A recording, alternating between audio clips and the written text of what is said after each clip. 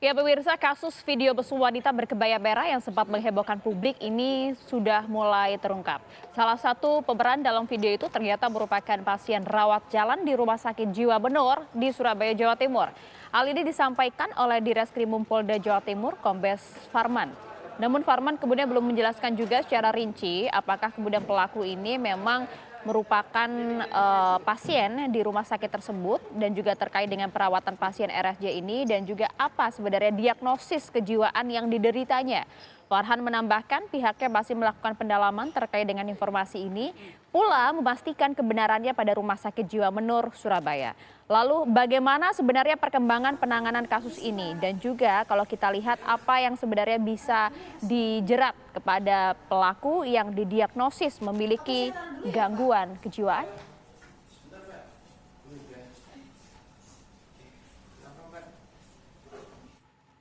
Ya, menarik untuk kita dalami informasi ini dan salah satunya juga yang memberikan analisa ya perihal hal ini adalah Kang Maman Suherman. Beliau ini kriminolog sekaligus juga aktif sekali di media sosial. Assalamualaikum, selamat pagi Kang Maman. Kang Maman.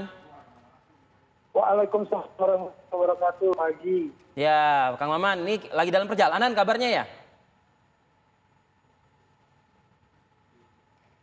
Kang Maman? Ya, kurang dengar suaranya, maaf. Iya, oke. Kang Maman, ini tersangka kebaya merah dirilis oleh pihak kepolisian merupakan pasien salah satu rumah sakit jiwa di Surabaya, begitu ya?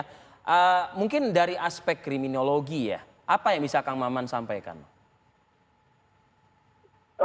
Ini tidak berarti proses penyidikan berhenti, karena kalau kita tahu memang rumah sakit punya hak untuk tidak mengungkapkan secara detail status pasiennya.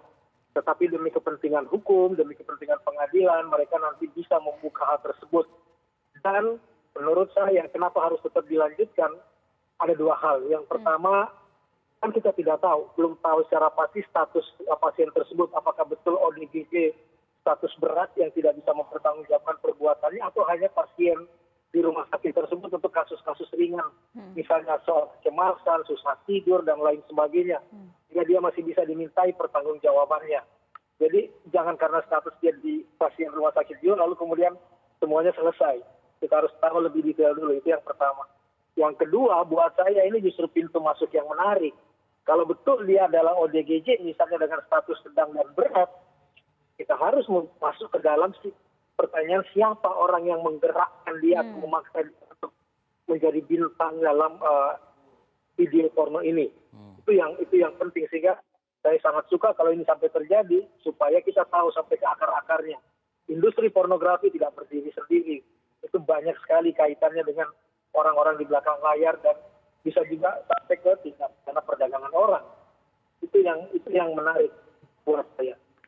Ya, Kang, memang kan disebutkan paling tidak secara singkat begitu ya, bahwa memang pelaku ini menjalani perawatan di Rumah Sakit Jiwa Surabaya dan juga kemudian ada beberapa kartu kuning yang memang menunjukkan pasien ini memang berobat di rumah sakit tersebut begitu. Kang Maman, artinya begini Kang, bukankah kemudian seharusnya para pasien yang menderita gangguan kejiwaan ini butuh perhatian khusus? Mengapa kemudian mereka bisa Pendampingan maksudnya? Pendampingan dalam hal ini? Mengapa kemudian mereka bisa melakukan hal-hal seperti ini ya Kang Maman ya? Maaf, boleh diulang, Mas? Iya, Kang Maman, seharusnya kalau dilihat dari sisi kriminal begitu ya, kriminolog sebagai kriminolog gitu Kang Maman. Mengapa kemudian para pasien ini bukannya harusnya mendapatkan pendampingan ya Kang Maman ya? Mengapa kemudian mereka justru bisa melakukan hal-hal semacam ini? Halo. Halo Kang Maman, Kang bisa Maman. mendengar suara kami tidak Bang? Kang? Halo Kang Maman? Ya, sayang sekali ya, komunikasi kita terganggu dengan kriminolog, pegiat media sosial Maman Suherman. Ini menjadi perhatian karena seharusnya tentu kan setiap orang kan memiliki keluarga atau mungkin dalam artian orang-orang terdekatnya kan seperti itu. Nah ini mudah-mudahan sih masih ada keluarga yang masih memperhatikan keberadaan si kebaya merah ini Iya. dalam kehidupan sehari-hari. Menarik kan, juga tadi gitu. kalau Kang Maman sampaikan, justru harus dicari tahu juga, ada tidak orang-orang yang kemudian Nah. menggerakkan atau justru memanfaatkan kondisi kejiwaan dari pelaku ini untuk melakukan hal-hal yang tidak-tidak. Karena Tapi kalau kita sepertinya masih mengalami gangguan ya komunikasi dengan Maman Suherman. Kalau gitu kita sudahi. Karena kalau tidak kita informasikan juga, perlu kita informasikan juga bahwa pihak kepolisian kan menyatakan bahwa pelaku ini menjalani perawatan di RSJ yang ada di Surabaya, yaitu Rumah Sakit Jiwa Benur. Kemudian dugaan itu diperkuat juga dengan pihak kepolisian yang menemukan kartu kuning atau kartu kepesertaan RSJ saat kemudian penyidik melakukan penggeledahan di kamar kosnya di kawasan Medoan, Surabaya, Jawa Timur. Ya, Kang Maman sudah bergabung kembali bersama kami? Siap, Mas. Oke, Pak Kang, ini perlukah sebetulnya seharusnya ini orang dengan ODGJ begitu ya, harus sebetulnya kan mendapatkan pengawalan khusus ya, bukannya dibiarkan atau ditelantarkan seperti Pendampingan lah. itu. Gitu. Setuju, Mas. Apalagi kalau kemudian nanti bisa dibuktikan berdasarkan pengakuan pihak rumah sakit di hadapan kepolisian atau di hadapan pengadilan bahwa dia misalnya mengalami ODGJ yang sedang atau berat misalnya. Dan yang menarik buat saya, apakah dia menjadi pasien ODGJ ini, pasien rumah sakit jiwa ini, justru karena mengalami tekanan batin, tekanan mental, kecemasan karena dipaksa untuk menjadi masuk dalam industri.